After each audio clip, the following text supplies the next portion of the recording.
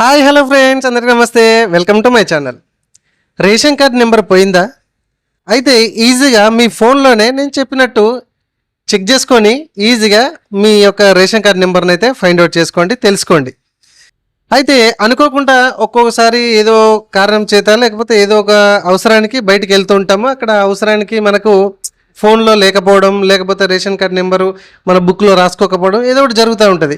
అయితే ration card number లేదు కదా, అయితే నేను డైరెక్ట్ డీలర్ దగ్గరికి పోతే ఆయనే చెప్తాడు కదా అని అంటాడు. అఫ్కోర్స్ డీలర్ దగ్గర రేషన్ కార్డ్ నెంబర్స్ అన్నీ ఉంటాయి, కానీ ఆ లిస్ట్ ఇప్పుడు ఎవరు ముందు పెట్టుకుంటున్నారు? అన్ని మిషన్స్ వచ్చేస్తే లాస్ట్ 4 నెంబర్ చెప్తే ఆ సిరీస్ అంతా కొట్టేసుకొని లాస్ట్ 4 నెంబర్ చెప్తే కథం మీ పేరు వస్తుంది, తంబు పెట్టించుకుంటారు, లేకపోతే ఓటీపీ ద్వారా రేషన్ అనేది ఇచ్చేస్తాడు.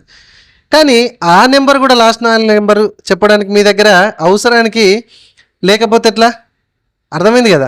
సో కాబట్టి ఈజీగా మన మొబైల్లోనే ఎట్లా మన రేషన్ కార్డ్ నెంబర్ని దొరకబట్టుకోవాలి, ఏ విధంగా ఆ స్టెప్స్ ఉంటాయి, 2 చిన్న స్టెప్స్ల ద్వారా మీరు ఈ నెంబర్ని అయితే ఫైండ్ అవుట్ చేయొచ్చు. చాలామంది నా షాప్కి డైలీ ఒక 2 ఖచ్చితంగా మా రేషన్ కార్డు పోయిందండి, కొంచెం నా నెంబర్ ఇచ్చి పెట్టండి, లేకపోతే ఆ ప్రింట్అవుట్ తీసి ఇవ్వండి, డీలర్ దగ్గరికి పోతే చెప్తలేరు, మీ సేవ వాళ్ళ దగ్గరికి పోయినా కొంచెం బిజీగా ఉండి చెప్పలేకపోతున్నారు అని చాలా రకాలుగా ఉంటారు. అదంతా అవసరం లేదంటే నేను చెప్పినట్టుగా చేసుకోండి, ఈజీగా రేషన్ కార్డు అనేది నెంబర్ని తెలుసుకోవచ్చు.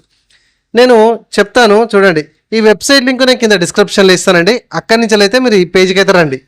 ఓకే, ఇదిగోండి. లేకపోతే మీరు గూగుల్లో FSC సెర్చ్ అని కొట్టినా వచ్చేస్తుంది. రెగ్యులర్ వెబ్సైట్ మనం చూసుకునే వెబ్సైటే ఈ విధంగా వస్తుంది. ఇక్కడ హోమ్ పేజ్ అని ఉంది కదా, ఈ హోమ్ పేజ్ మీద క్లిక్ చేయండి, ఈ విధంగా వస్తుంది. ఇక్కడ క్లిక్ హియర్ టు లాగిన్ అని కనబడుతుంది.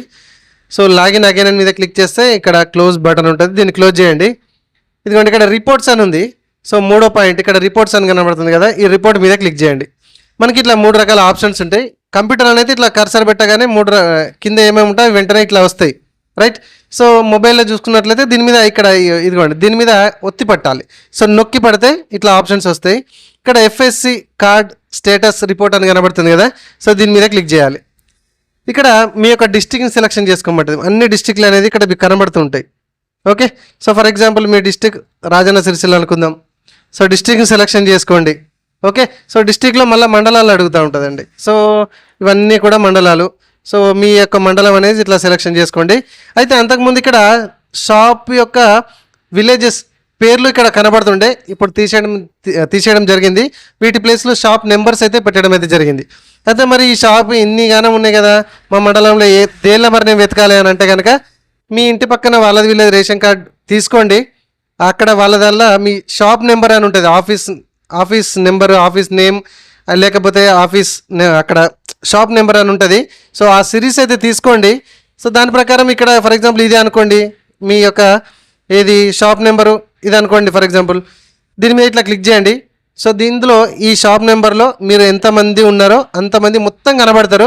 ఇదిగోండి మీ రేషన్ కార్డు నెంబర్ అన్నట్టు, అంటే ఇక్కడ మీ పేరు, మీ యొక్క హౌస్ నెంబరు మొత్తం కూడా కనబడతాయి.